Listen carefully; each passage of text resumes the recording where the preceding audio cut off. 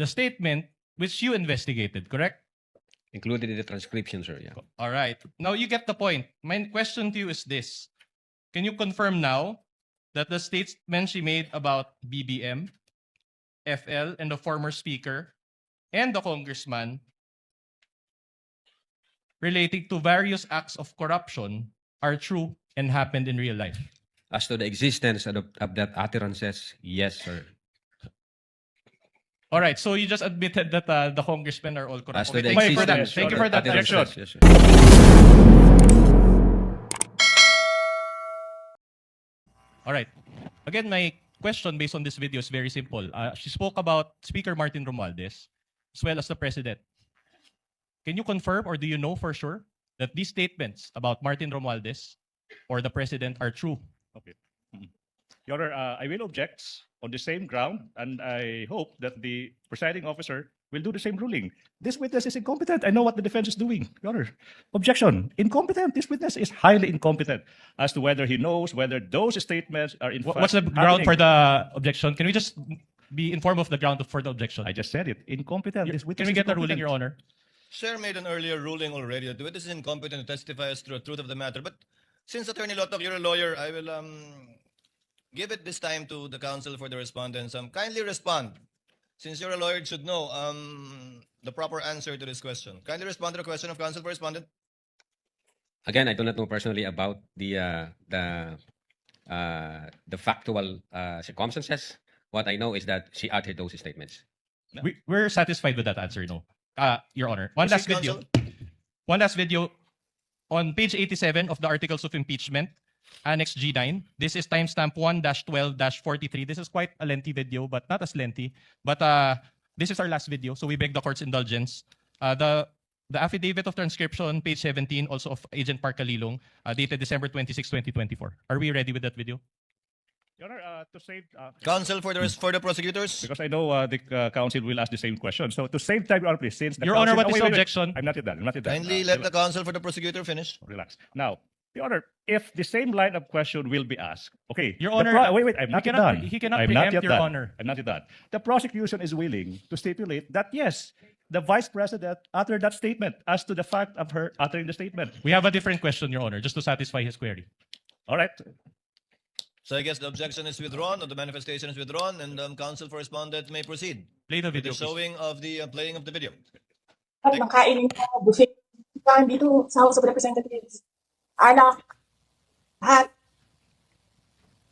ng juice, lahat ng mamahaling wine. Ito rin taong bayan. Yung taong bayan na pinamisan ninyo, 20 pesos na rice. Yung taong bayan na hindi ninyo pinupuntahan sa mga komunidad nila. Ano sabi nila? Asin lang, okay na mi, anad naman mi, anak. Ganyan, ang bayan natin. Okay na lang kami sa asin.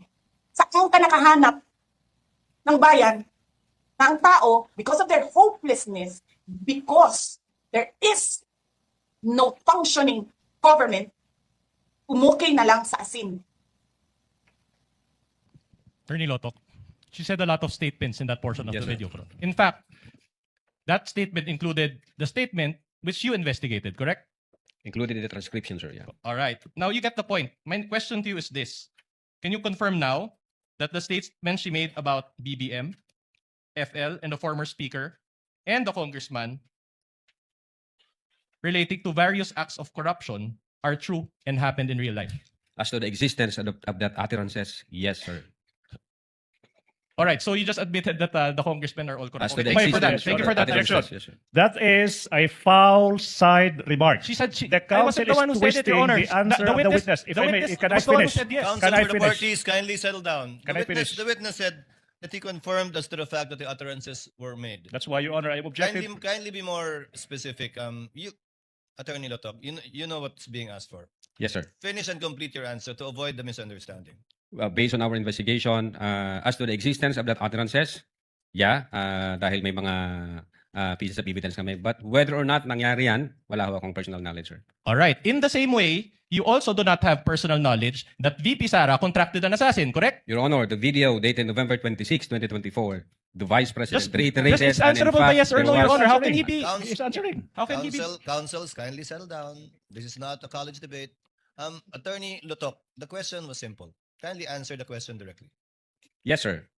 You That do not it- have personal knowledge. That utterances made by the Vice President that she contracted a person, I do believe that, sir, because of the pieces of evidence that we've gathered, sir. No, I'm not asking whether or not she said those statements. I'm asking if you have personal knowledge based on this that the Vice President really contracted an assassin. Ask and answer. Or, sorry, a person. Ask, objection, ask and answer. Witness time will around. answer. Based on our investigation, Your Honor, we do believe that the Vice Attorney President, Lutok, the question was, do you have personal knowledge? as to the fact of the utterances, and then when the Vice President reiterated that in Attorney November Lotok, you're a 26, smart yes, sir. man. Just answer the question. Do you have personal knowledge? You said that as to the other parts, you do not have personal knowledge. But now my question to you is as to the part whether VP Sara talked to that person about BBM and FL and the speaker, do you have personal knowledge or not? Pwede ko pang explain, Your Honor. No, please. just answer the question, yes or no. Your Honor, I Attorney, think- Attorney Lutok, this is not the first time you attended a trial. I'm sure counsel for the prosecutors and redirect will be able to clarify whatever you want to clarify. But in the meantime, answer the question of counsel for the respondent. Yeah. We do believe that the Vice President had contracted, but I don't have personal knowledge. Kung personal knowledge ang gusto niyong malaman. Pero we do believe based on the evidence that we've gathered and based on our investigation. Thank may you for proceed, that counsel. admission. All right. The press con was broadcasted to the general public, correct? Social media, sir, yes. In other words, everybody listening to it could hear the statements made by VP Sara. We believe so, sir, yes. Are you aware that the Vice President is a lawyer? Yes, sir, of course. That he has, of course, a law degree and passed the bar exams? Yes, sir. With a first attempt and with a rating of 80%, are you aware of this? I heard it in the news, sir. Oh, she has a higher grade than most of the lawyers here. But are you aware that she also worked as a objection, court attorney? relevance, Your Honor. Relevance. Objection, Counsel for the relevance. respondent, kindly avoid those Yes. We will comply, Your discouraging Honor. statements, given that there are a lot of lawyers here and you don't know what their grades are. We will comply, Your Honor. So my question to you is this. If she was serious about her alleged plan involving BBM, FL, and the former speaker, does it make sense for her that she would publicly announce this to the general public? If you know. I don't know that, Your Honor. All right. In fact, you showed in your direct examination, you also showed portions of the October 18 press con, correct? Yes, sir. And that press con was also done in general, before the general public, correct? I believe so, sir. All right. Based on your investigation or your experience as an investigator, kapag may balak bang patayin ng isang tao, sinasabi ba nila yung plano nila sa general public? Well, kapag may grave threat, sir, naririnig yun ng ibang tao. All right. My more important question to you is this. Did VP Sara directly say her statements to BBM, FL, and the former speaker? Well, the fact na sinabi niya yan in public, Again, Your Honor, definitely, narinig Maybe yun ask ng for a more presidente. responsive answer. Attorney That's the Lutok, kindly answer. The answer is actually quite obvious. It's a simple question. Did the Vice President utter those statements directly towards the persons allegedly threatened? We believe so, Your Honor, because the utterances was made in public. So what's the answer? We Did believe so. VP Sara directly say those statements to BBM, FL, and the former speaker? Ask and answered. He said, we believe so. But we did not get a responsive answer, Your That's Honor. the Can we answer. You ask didn't the get it. witness to give a more responsive answer? That's his answer. We believe so. Yes, that's a yes. That's so clear. Without putting words into the mouth of the witness, I will be the one to ask. Attorney Lutok, you meant yes, right? Yes, sir. Proceed, counsel. All right. Are you aware that in one interview following the press con, BBM mentioned that he was open for reconciliation with the Vice President? I'm not aware of that. Not aware, okay. I'll make you aware today. Can we play D-4-12, please? Mr. President, kayo po ba, sa puso ninyo, gusto niyo bang makipagkasundo pa sa mga Duterte? Oo. Ako, ayoko ng gulo. Gusto ko makasundo sa lahat ng tao. Mhm. Mas maganda, wala na. Marami na akong kaway. Hindi ko kailangan ng kaway. Kailangan ko kaibigan. Mhm. Kagaya ng sabi ko sa'yo, pagka... Hindi ko... Magko-confess ako dito. Pwede naman po, para akong pari po nito ngayon ako. Ewan ko, kahit hanggat maaari, ako, ang habol ko, yung stability, peaceful, para magawa namin yung trabaho namin. Kaya ako, laging akong bukas sa ganyan. I'm always open to any approach na alika magtulungan tayo. Diba? Kahit hindi tayo magkasundo sa polisiya, hindi tayo magkasundo. Gawin yung trabaho pero wag na tayong nanggugulo. Wag na natin, tanggalin natin yung gulo. All right. Attorney Lotok. So based on that video, BBM was open to reconcile with VP Sara, correct? Anong date po ng video, sir? We will provide the date in a while. They're researching on it. But even without the date, you can confirm. Hindi, gusto kong malaman kung anong date, sir. So you cannot answer the question without us providing the date of this Tingnan ko ho interview. kung ilang buwan na yan after nung November 23. All right. Move on, counsel, while you're checking on the date. You can go back to that topic. Now, assuming that this happened after, do you still maintain that BBM really believed in his mind that VP Sara would harm or kill him? But how would I know that, Your Honor? Precisely. So you don't know. You cannot know that, Your Honor. Correct? Yes. Because you cannot enter the state of mind of the president. Are you admitting that? Unless there is a basis, Your Honor, gaya ng investigation namin sa attirances ni VP na may mga circumstances. Pag yan lang ang nakita ko, siyempre hindi namin ma-establish yung state of mind ng presidente. But isn't it in your affidavit of investigation, you mentioned about the state of mind of the president? State of mind of the president based Correct. After the statements of VP Sara, you interpreted the mind. It's like you went into the mind of the alleged offended parties, BBM, FL, and the speaker, and based on your own interpretation, you determined or concluded that they were threatened. Is that not the case? Yeah, ang sinabi doon ng presidente, nakakabahala yung mga narinig natin itong mga nakaraang araw. And then isa itong kriminal na pagtatangka, ito yung aking papalagan. So at that moment, the president took the utterances serious and real, sir. But you just based that on his own statement. You did not enter his state of mind, correct? Objection, Your Honor. I think where is this leading? What's the A objection? witness is being asked. to What's the enter basis for the state of objection, mind. Your Honor? Kindly wait for the Incompetence. counsel for prosecutor to finish his Incompetent, Your objection. Honor. Incompetent. The witness already said that based on their investigation, based on the statement of the president after the event, he said that they determined that the president felt threatened. And the question now is, did you enter his state of mind? Your Honor, please, I think I'm now objecting on the reason that this person is incompetent to Your Honor, enter. we will be satisfied with just the basis. If he had said incompetence, we would ask for a ruling already. He doesn't have to lecture, Your Honor. And for the record, Kindly reform, counsel. I think I know where you're getting at. all right. My question to you is this: do you have background on forensic psychology? No. Do you have a background on behavioral psychology? Well, we were taught about Just that yes subject or no. matter in Just the a academy. yes sir. or no will do. Do you have a forensic psychology department in the NBI's cybercrime division? Forensic psychology. Yes. We have BSD. We have medical legal department. Medical we legal have, only. Okay. We have psychiatrist. All We right. have psychologist. We have all of those, sir.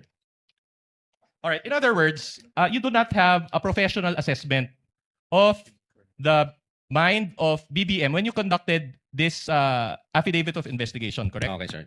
The investigation, ganito po ang nangyari. Nung nag-comment yung presidente na nakakabahala yung mga utterances, pera lang ho doon, tiningnan namin yung comment ng iba't ibang government agencies na ganun din yung kanilang reaksyon, nakakabahala yung sinabi ng Vice Presidente, magiging issue yan ng national security.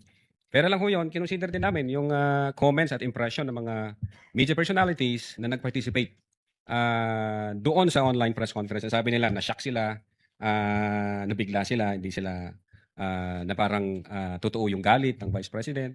And then aside from that, from those facts, ganun din ang ginawa namin sa former speaker sa kanyang reaction. So taking all these facts and circumstances, na-establish namin na indeed yung reaction ng Presidente is trinato niya na seryoso at totoo yung utterances na yon na ginawa ni VP Sara noong 23. So ito ho, yan lang dito, ipapakita nyo sa akin yan lang mag-isa, hindi namin nakita yung ibang circumstances.